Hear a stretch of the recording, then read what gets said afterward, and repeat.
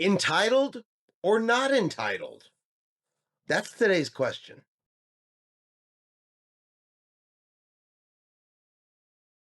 Good Saturday morning, everybody. Chris here with High Seas Cruising, and welcome to today's video. And today we're going to be reading some comments and asking ourselves, are they entitled or are they not entitled? Are these people so full of themselves they think the cruising world should change for them? Are they new cruisers who just have no idea whatsoever how cruising works? Or are they people with legitimate concerns that perhaps the cruise line should be looking at, and perhaps the cruise line should be doing better? That's what we're going to ask ourselves today as we go through the comments. So let's jump in and let's find out. Are they entitled or are they not? Now, if you've ever been on a cruise before, when you get off of that cruise ship, you have to go through customs. And most of the time, it's really, really simple. You show your identification, whether it's a birth certificate and a driver's license, your passport, you pass through customs and security, you're out, you're on your way. They give you your declaration form, where you declare anything that you purchased while on your cruise ship over the amounts that you're allowed. You fill it out ahead of time. They know what you got. Off the ship you go. On your way home you go. Not an issue, not a problem. However, there are occasions where people will be randomly selected for a secondary screening. That's when they're going to open up your bags. They're going to look through your stuff. They're going to see what you have. Now, this is decided by customs. It's not decided by the cruise lines. So writing in a comment blaming the cruise lines, well, to me, doesn't make any sense. On Utopia, the key embark and debark experience. This extra expense is a total waste of money. No priority embark or debark, and to add insult to the process, we get randomly flagged at debark in the boat for secondary customs and border screening. We were herded through the entire line with a security escort, which was humiliating. And with most of the boat in a huge line trying to leave, it was so embarrassing. We spent so much of our anniversary weekend with this cruise line, and somehow we got profiled as criminals. Nice way to thank your repeat guests who actually tip well, spend on excursions and experiences, and try to be gracious guests. Guess we need to be more ratchet next time. So entitled or not entitled? That's the question here. Because one, getting selected for an additional screening, a secondary screening by customs, has nothing to do with the cruise lines. It doesn't matter how much money you spent on the cruise. It doesn't matter how well you tipped, what excursions you purchased, how nice you were to crew members, because again, the cruise line has zero control over who customs picks for a secondary inspection. And they even say at the beginning of the comment, we were randomly selected. So you weren't profiled, you weren't picked out of the crowd. They didn't look and say, ooh, those two right there, that couple right there, that's who we want to get. Especially when this is part of travel. This can happen to you at the airport.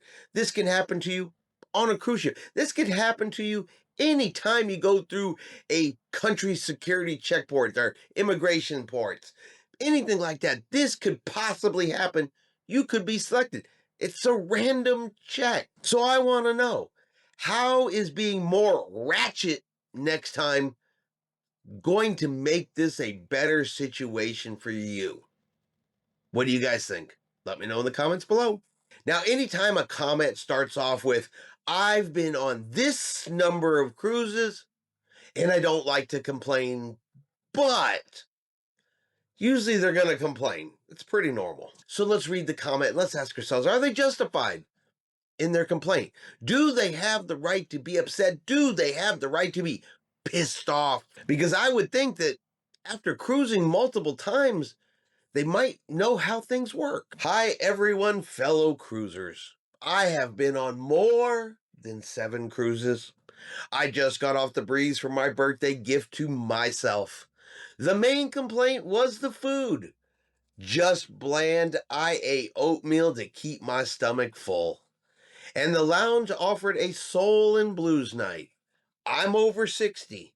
Once the young crowd piled in, the music changed to twerking music.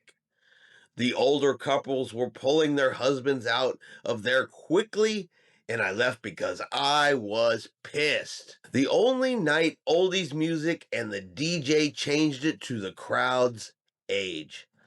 I usually don't complain. I'm a solo cruiser and make my own fun. So after 7 cruises, the biggest complaint was the food. And all they could find to eat the entire cruise was oatmeal just to keep their stomach full.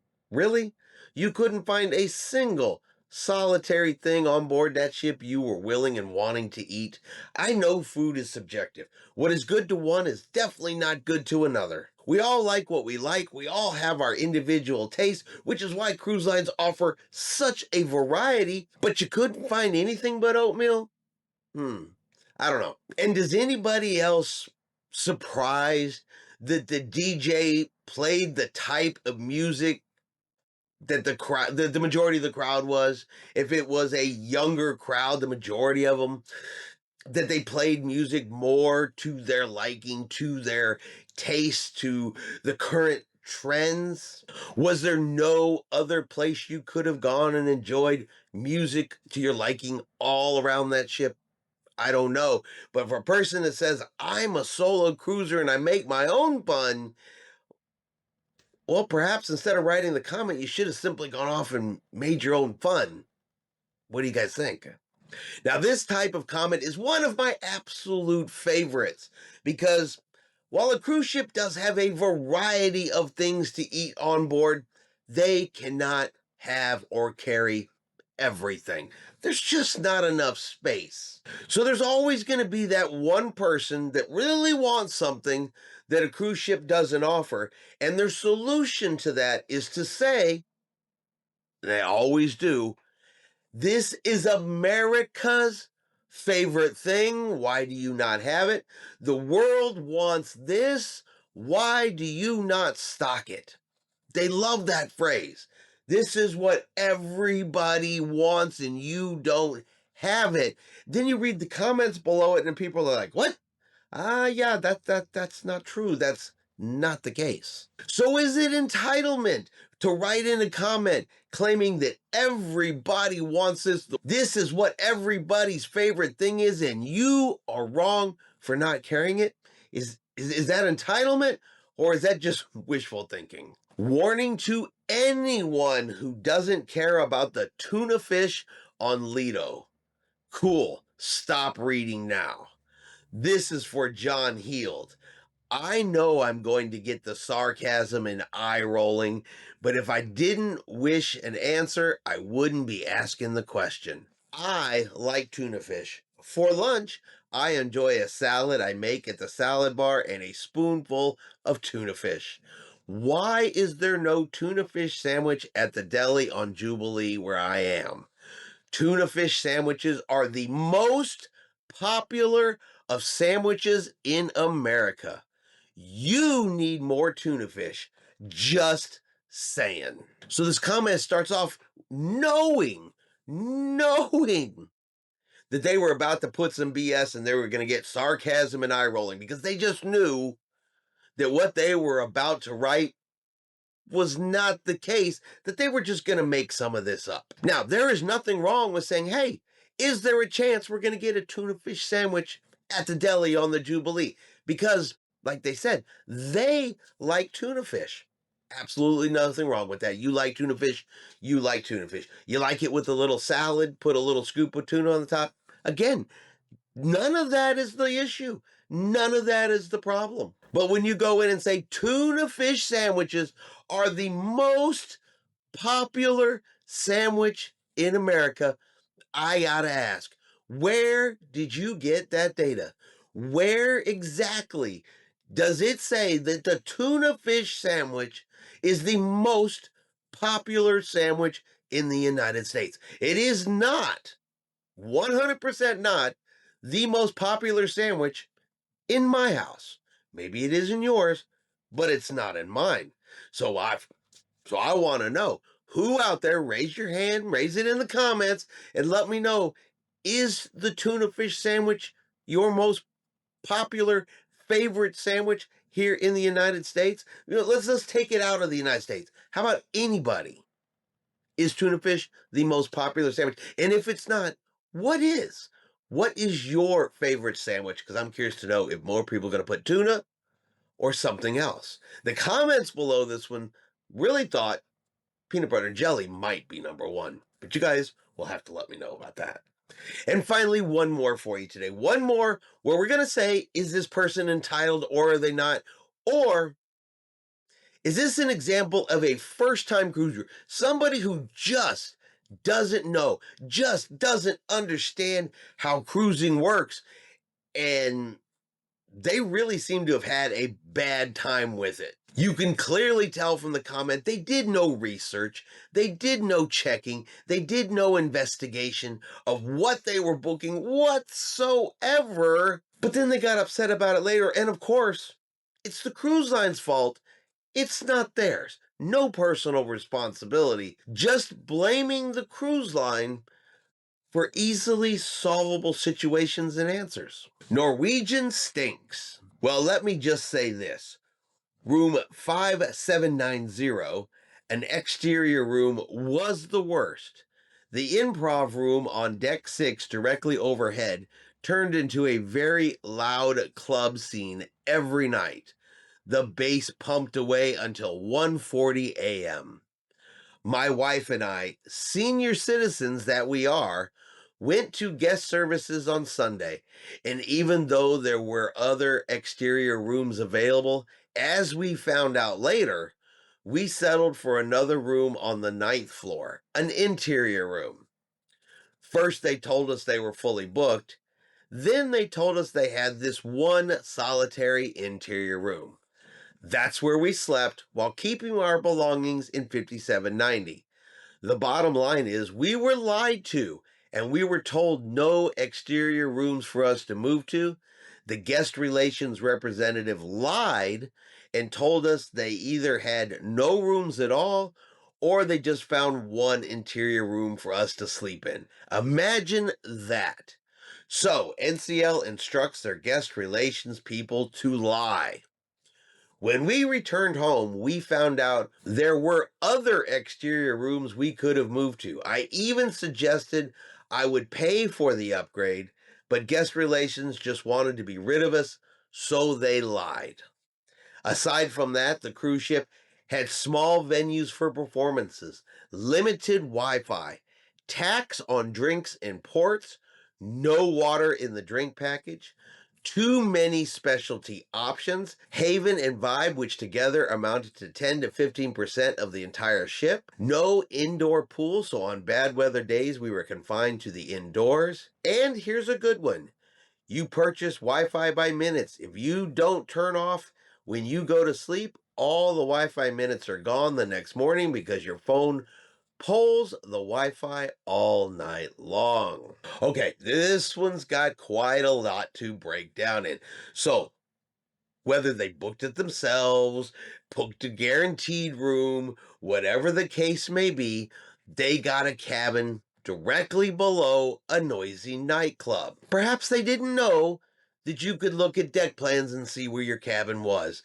Perhaps they didn't know you could pick your own cabin and keep it away from noisy venues you think might keep you awake if you were a light sleeper. But they went down to guest relations, and guest relations clearly lied to them because there were other exterior rooms, and I'm assuming this is a balcony or an ocean view to make it exterior. And they were told there were none of these exterior rooms. They were lied to because when they got home, they found out later there was. How? How did you find out later on, after the cruise, when you got off the ship, that there were other exterior rooms available on the... Who told you that? I really want to know where they got that info, because I do find it really hard to believe that the cruise line would have gone, oh, yeah, we had a bunch the whole time, and we just didn't want to tell you. I kind of find it weird and hard to believe that that information came from the cruise line. Did your friend Bob down the road tell you they had rooms? I mean, where'd that come? And I'm still trying to grasp the part where they had two cabins the whole cruise. They got to keep their original cabin so they could use it during the daytime, and the cruise line gave them an interior cabin that was quiet to sleep in at night. You got two cabins. That's a different one. I don't think I've ever heard that one before. You guys will have to let me know the believability of that situation. Normally, the cruise line will offer you to move to another cabin, take all your stuff, and go. But I don't know. Maybe there was enough room on the ship that the cruise line was like, this is just the easiest solution. You never know. Does sound weird to me, though. But they still have a laundry list of complaints even after that. Small venues for performances. Yeah, that does happen on some of the Norwegian cruise ships, especially their new ones. The venues are smaller, designed to spread people out around the ship. Research could have told you that. Tax on drinks in the cruise ports. Well, one, yes, not controlled by the cruise line whatsoever, and can happen on any cruise line that is subject to local tax laws. It's not just Norwegian, so you can't really blame them for local laws and requirements. And honestly, are taxes new to you? No water in the drink package. You're right. Some of the drink packages on Norwegian cruise lines do not include bottled water or carton water in case of Norwegian. But there is, of course, water available all around the ship. They have the drink stations that you can get your water from. Too many specialty options. They don't like the fact that the Haven and the Vibe took up a certain, a percentage of the ship's footprint, the available space. They also didn't like the fact that there was no indoor swimming pool in case it was bad weather outside. See, the thing about all these comments, they all could have been verified ahead of time, checked ahead of time, researched ahead of time. Is it really the cruise line's fault you booked something without knowing what you booked? Is it really the cruise line's fault that you did no research and had no clue what you were going to be doing for a week at sea? They post the information. It's available online. You can see what's going on, see the deck plans. So if you ignore all of it, though, is that the cruise line's fault? Or is it a little bit of entitlement to say, well, look, I know I should have done these things and I could have done these things, but I chose not to. And so clearly, Norwegian Cruise Line just stinks. Which one is it? Entitlement or the cruise line stinks? You guys let me know. And that is going to be our video this week. Now, you guys let me know in the comments below whether you agree or you disagree with these comments. Are they right? Are they wrong? Are they entitled? Are they not? Do they have legitimate issues that perhaps the cruise line should look at addressing? Now, if you've enjoyed today's video, do me a favor and hit that like button. If you haven't done so yet, do me a favor and hit subscribe. It is free to do so. Helps our channel grow. Let you know anytime we put out a new video. Hope everyone out there is having a really great day. And like always, we will see you out on the high seas.